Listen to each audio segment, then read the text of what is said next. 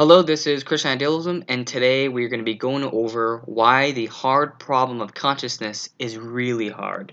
This is, of course, brought to you by Cal Allender.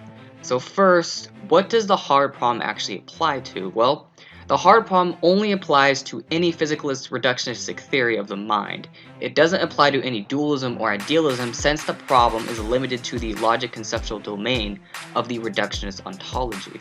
And so if the hard problem is successful, then physicalist reductionism would be false, and therefore alternative ontologies would be able to explain consciousness better. And so there are many ways one can actually explain the problem, so I'll go over some of those of how you do that. However, I'm also going to get what I think is the crux of the problem. And so let's lay out some definitions. So consciousness is simply any mental activity in and of itself. And so notice that this doesn't mean that one has to have knowledge of experience. They simply only need to have the experience in and of itself. Therefore, consciousness and experience would be the same.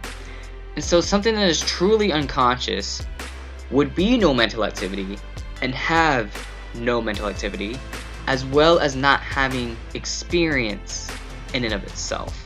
And so physicalist reductionism says that all experience, or any mental activity in and of itself, is reduced to something that is not experience in and of itself. And so first, let's go over some of the easy problems.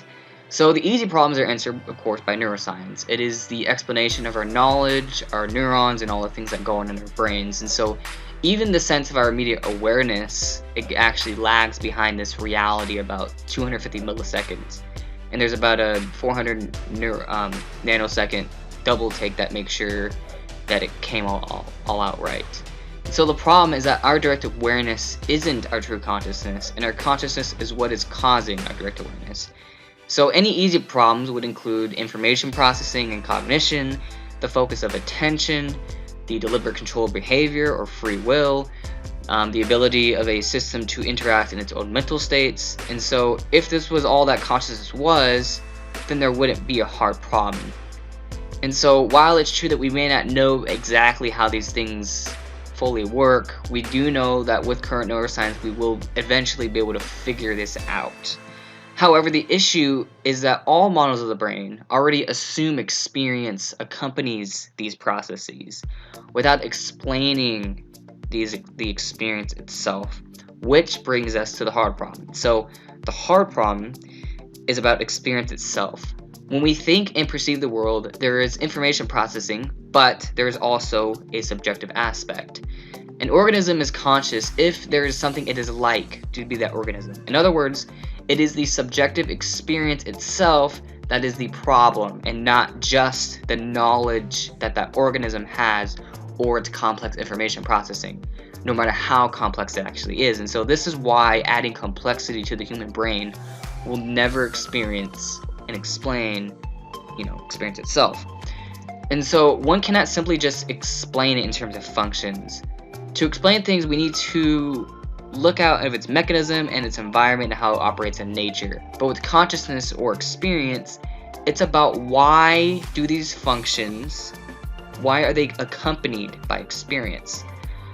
Furthermore, functions can go in the dark, which means that they happen without any experience at all, and they can be accompanied by them in which there is no thing in which there is something it is like to be that thing. Rather, it is only having functions and lacking experience.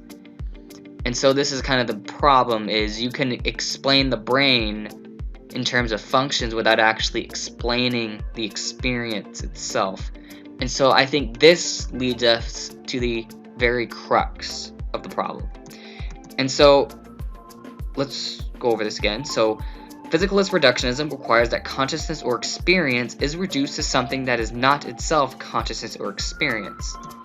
Any robust definition of consciousness would be mental activity in and of itself, as an organism is conscious if they have the experience of being that organism in and of itself. Likewise, you are conscious and your brain is conscious because there is something it is like to be your brain. So with this being consciousness, then reductionism requires that at the fundamental bottom level of our brains, that there is no thing that it is like to be our brains. So then, if our brains do in fact produce experience in this sort of reductionistic way in which our experience in and of itself reduced to something that is not an experience in and of itself. Or in other words, to put it more simply, if experience is not fundamental to the brain, but rather the brain produces experience, then it necessarily leads to an experience being itself not experiential, and thus you're left with a contradiction. And so I think this is the very crux of the hard problem.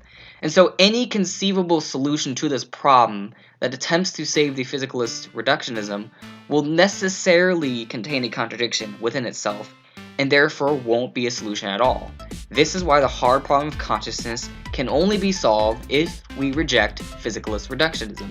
Because of the hard problem, our experience is fundamental to the brain rather than produced by the brain.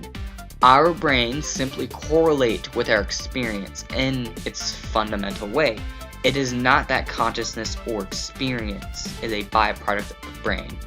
And the reason why that is of course because of the hard problem. And so that will be my video.